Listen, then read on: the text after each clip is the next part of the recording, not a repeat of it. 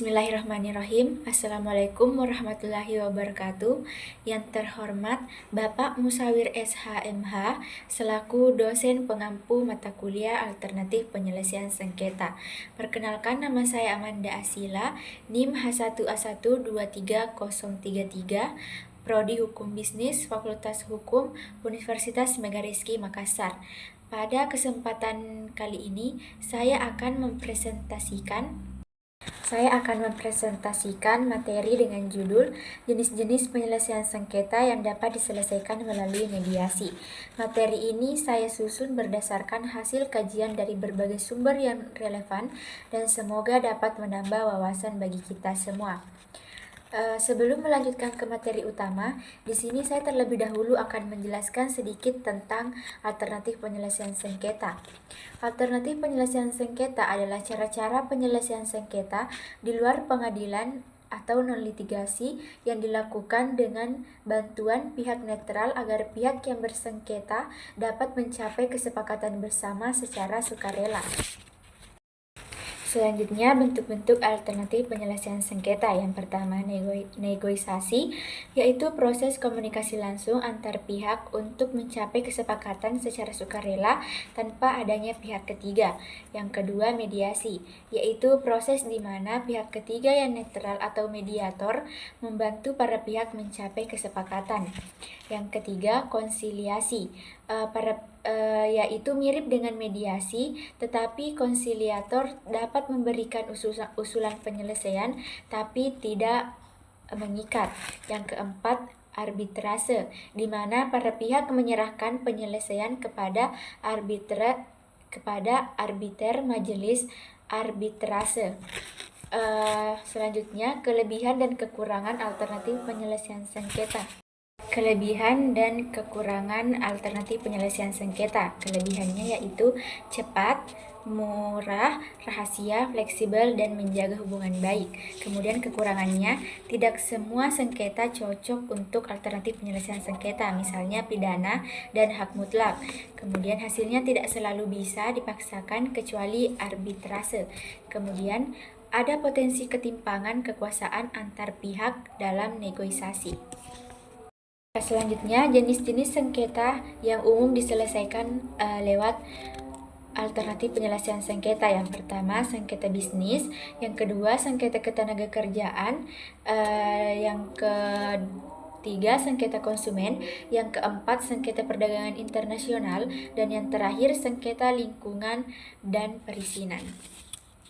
Itulah tadi penjelasan materi sedikit dari saya tentang alternatif penyelesaian sengketa. Sekarang kita akan masuk kepada materi utama, yaitu jenis-jenis penyelesaian sengketa yang dapat diselesaikan melalui mediasi. Yang pertama, saya akan menjelaskan apa sih itu mediasi. Mediasi adalah suatu metode penyelesaian sengketa yang lebih cepat, ekonomis, dan memberikan akses yang lebih besar kepada pihak-pihak yang bersengketa untuk mencapai kesepakatan yang adil dan memuaskan secara keadilan. Secara etimologi, mediasi berasal dari bahasa Latin mediare yang berarti berada di tengah. Kemudian adapun dasar hukum dari mediasi adalah Undang-Undang Nomor 30 Tahun 1999, Peraturan Mahkamah Agung Perma Nomor 1 Tahun 2016, kemudian Kitab Undang-Undang Hukum Perdata, kemudian Undang-Undang Nomor 48 Tahun 2009, dan yang terakhir Hukum Adat dan Prinsip-prinsip Sosial. Selanjutnya, unsur-unsur mediasi. Yang pertama, para pihak yang bersengketa, mediator, kesukarelaan, kerahasiaan, dan proses komunikasi. Selanjutnya, jenis-jenis penyelesaian sengketa melalui mediasi. Yang pertama, ada sengketa perdata umum, di mana sengketa perdata umum ini adalah perselisihan hukum antara dua pihak atau lebih yang menyangkut hak dan kewajiban keperdataan. Kemudian ada sengketa keluarga, di mana sengketa keluarga ini adalah perselisihan atau konflik hukum yang terjadi antara anggota keluarga. Kemudian sengketa bisnis dan komersial, di mana sengketa bisnis dan komersial ini adalah konflik hukum yang terjadi dalam usaha atau perdagangan. Kemudian sengketa konsumen. Sengketa konsumen adalah perselisihan antara konsumen dan pelaku usaha yang timbul akibat ketidaksesuaian barang atau jasa. Kemudian sengketa lingkungan. Sengketa lingkungan adalah perselisihan hukum yang timbul akibat aktivitas manusia yang merusak atau mengganggu keseimbangan lingkungan hidup. Selanjutnya, prosedur penyelesaian sengketa melalui mediasi. Yang pertama, pengajuan mediasi. Para pihak yang bersengketa menyelesaikan sengketa melalui mediasi, baik secara sukarela atau non-litigasi maupun berdasarkan perintah pengadilan atau litigasi. Kemudian, pengajuan mediator. Mediator dipilih oleh para pihak dari daftar mediator yang tersedia atau ditunjuk oleh pengadilan jika mediasi litigasi. Mediator harus independen dan netral. Kemudian persiapan mediasi. Pertama, pembukaan. Mediator menyampaikan aturan mediasi dan tujuan proses. Kemudian pemaparan masalah. Para pihak menyampaikan posisi dan kepentingannya. Kemudian negosiasi dan klarifikasi. Mediator membantu para pihak mencari titik temu dengan pendekatan win-win solution. Kemudian kesepakatan atau gagal sepakat. Jika tercapai kesepakatan, dibuat perjanjian tertulis yang mengikat secara hukum. Jika gagal, perkara dapat diajukan ke proses litigasi jika sebelumnya di pengadilan atau ke mekanisme penyelesaian lain. Selanjutnya, contoh kasus yang dapat diselesaikan melalui mediasi. Ya, yang pertama, perceraian dengan anak di bawah umur.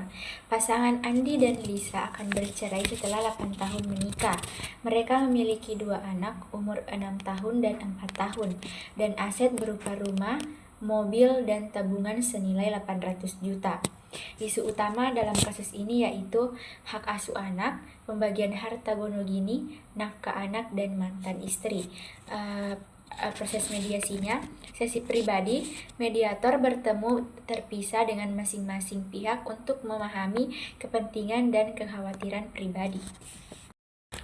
Sesi bersama, diskusi terbuka tentang kepentingan terbaik anak, brainstorming, mencari berbagai opsi pengasuhan dan pembagian aset, penyusunan parenting plan atau detail jadwal kunjungan, pendidikan, dan kesehatan anak. Kemudian hasil penyelesaiannya yaitu hak asuh bersama joint custody dengan tinggal bergantian. Lisa tinggal di rumah bersama anak dan Andi dapat melakukan kunjungan rutin. Pembagian aset 50-50. Andi membayar nafkah anak berjumlah 3 juta per bulan. Kesepakatan review nafkah setiap 2 tahun. Demikian presentasi yang dapat saya sampaikan terkait topik jenis-jenis penyelesaian sengketa yang dapat diselesaikan melalui mediasi. Saya menyadari bahwa masih banyak kekurangan dalam penyampaian maupun isi materi untuk itu. Saya sangat terbuka terhadap kritik dan saran. Semoga apa yang saya sampaikan dapat memberi manfaat dan menjadi bahan diskusi yang berguna untuk kita semua. Terima kasih atas perhatian dan waktunya. Sekian dari saya. Wabillahi taufiq wal hidayah. Wassalamualaikum warahmatullahi wabarakatuh.